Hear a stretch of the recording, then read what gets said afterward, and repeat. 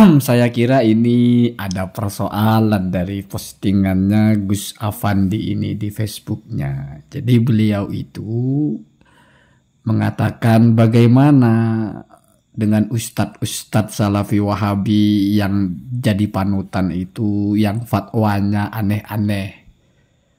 Misalnya yang paling krusial itu fardu wudhu cuma 2. Atau mungkin tentang sunnah qauli, atau mungkin kekeliruan-kekeliruan mereka ketika mengatakan Ibnu Hajar membid'ahkan imsak dan sebagainya.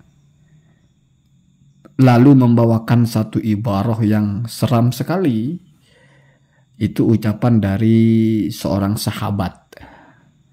Ya, saya tidak mau berbicara tentang bagaimana status ucapan ini, tapi mari saya bedah narasinya dan kira-kira relevan enggak ini kalau dikaitkan dengan ustadz-ustadz Salafi Wahabi. Itu poinnya, jangan-jangan ini masuk kepada cocologi atau apa ya. Bismillahirrahmanirrahim. Waqala Tamim Ad-Dari. Tamimun Ad-Dari itu adalah nama orangnya ya, jadi ini bukan ucapan Rasulullah ya, tapi ucapan dari Tamim Ad-Dari. Ini jalur riwayat Imam Nafi. Ittaku zallatal alim. Takutlah kamu kepada tergelincirnya orang alim. Fasa'alahu Umar. Maka bertanya kepada Tamim Ad-Dari itu Umar ya. Ma zallatul alim. Apa itu zallatul alim? Apa yang dimaksud dengan tergelincirnya orang alim? Qala. Maka Tamim Ad-Dari ini berkata, yuzillu bin nasi atau yuzillu nasa ya. Jadi orang alim itu mentergelincirkan manusia, atau maksudnya itu menyesatkan, atau maksudnya itu menyampaikan sesuatu yang sesat kepada manusia. Kemudian fayu'khadhu bihi, maka kemudian apa-apa yang keliru itu diamalkan atau diambil oleh manusia itu. Kemudian fa'asa ayyatubal alimu, maka mungkin saja atau semoga saja bertaubat yang alimnya itu, wan nasu ya'khuduna biqaulihi. Ini wawu haliyah ya. Sementara atau sedangkan manusia itu sudah kadung mengamalkan. Jadi berat sekali orang alim itu Pak. Kalau dia keliru lalu fatwanya diikuti oleh manusia, seandainya pun dia mungkin bertaubat, tapi bagaimana dengan orang-orang yang mengikutinya itu? Kira-kira kan begitu ya. Lanjut dulu ya, saya belum mau sampaikan. Ada di bawahnya itu ya. Di bawahnya itu saya ambil dari kitab Faidul Qadir. Ketika Sayyidina Isa alaihi salam ditanya apa musibah terbesar dalam kehidupan manusia, jawabannya adalah zallatul alim. Jadi kecelakaan terbesar itu ketika ada ulama yang tergelincir, artinya keliru fatwanya. Kenapa? Karena kalau ulama keliru, maka yang keliru bukan hanya dia, orang-orang lain juga ikut keliru gitu. Bahkan di situ dijelaskan ya, ada sebuah cerita, ada orang alim yang keliru gitu, melakukan kesalahan, lalu dia bertaubat. Lalu di masanya orang itu ada seorang nabi. Maka Allah wahyukan kepada nabi itu untuk menyampaikan pesan Allah kepadanya. Apa pesannya? Aku memaafkan dosamu seandainya dosa itu hanyalah kesalahanmu kepadaku. Artinya hanya antara kita. Tapi bagaimana dengan orang-orang yang sudah mengamalkan kesalahan kamu itu? Saya bacakan ya biar tertib ya. Abaikan tanda merah dulu itu karena itu penting ya. Anna aliman, bahwasanya ada seorang alim, karena ada orang alim itu yudillun nasa, telah menyesatkan manusia.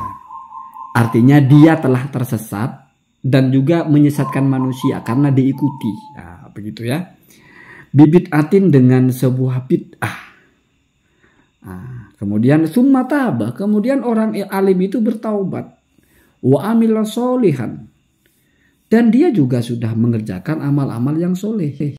Kemudian fa'auhallahu ta'ala ila nabiyihim. Nah, jadi ulama itu, orang alim itu ada di sebuah lingkungan di mana di situ ada nabinya. Gitu ya. Maka Allah menyampaikan wahyu kepada nabinya mereka, ya termasuk nabinya orang alim di situ ya. Kullahu, wahai nabi, ucapkan kepada orang alim itu, ini wahyunya ya. Kullahu, ucapkan kepada orang alim itu, ya, ini ucapannya, narasinya. Jadi Allah sampaikan pesan ya. Laukana dzambuka, seandainya ada dosamu itu, fima adalah berkaitan dengan sesuatu, baini wa bainaka, yang antara kita saja. Seandainya dosa kamu itu hanya berkaitan dengan saya saja, artinya itu dosa kamu kepada saya saja gitu. Ya mungkin tidak sholat misalnya ya, atau tidak puasa, itu kan kita saja itu. Maksudnya kita itu dosa kita dengan Allah, atau dosa kamu kepadaku, ini kan firman Allahnya ya. La ghafartuhu laka, maka sungguh aku sudah memaafkan itu untukmu. Karena orang alim itu sudah bertaubat dan sudah beramal soleh gitu ya. Seandainya dosa itu hanya antara kita gitu ya. Ini dari Allahnya ya. Maksudnya itu seandainya itu hanya dosamu kepadaku, sudah ku maafkan. Kamu kan sudah bertobat dan sudah berbuat baik begitu ya. Lakin, tetapi bagaimana? Kaifah bagaimana? Biman dengan orang-orang adlaltah, yang telah engkau menyesatkan kepada orang-orang itu, min ibadi, dari hamba-hambaku. Fa'adkholtah, dan kemudian engkau memasukkan kepada mereka annar, kepada api. Tapi bagaimana dengan efek dari ketersesatan kamu itu? Kamu menyesatkan orang-orang dan memasukkan mereka ke dalam api neraka. Ya iya Pak. Gimana nggak mau masuk neraka? Misalnya dia sholatnya itu, wuduknya cuman cuci tangan dan muka, misalnya gitu ya, misalnya gitu ya. Nah, itu kan serem Pak, serem sekali. Artinya terhalang taubatnya walaupun sudah bertaubat, sudah berbuat baik. Jadi Tuhan yang mengajarkan, ya gimana?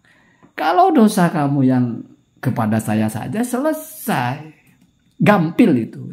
Cemen itu, selesai kita itu. Aku kan pemaaf, aku maafkan. Tapi kamu lihat itu jamaah kamu itu jadi begitu wuduknya, misalnya gitu ya. Tapi, ini sudah mulai closing ya. Di sini plot twistnya ya. Kalau tanda merah itu dibuka, ini adalah cerita Israiliyat ya. Jadi bukan hadis Rasulullah ya.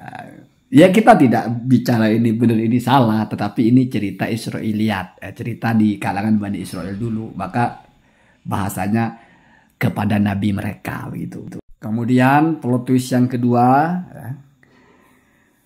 Kalaupun misalnya sahih ucapan yang di atas itu, qala Tamim Ad-Dari, karena secara sanad itu kalau kita baca dalam takliknya, Tamim Ad-Dari itu tidak bertemu dengan Nafi ya.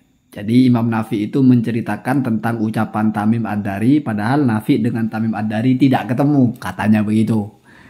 Artinya setidaknya tidak sahih ya, kira-kira begitu. Atau misalnya pun sahih, hatta misalnya pun ini hadis Rasulullah, ucapan Nabi atau bahkan ayat. Tapi di sini kan zallatul alim Pak.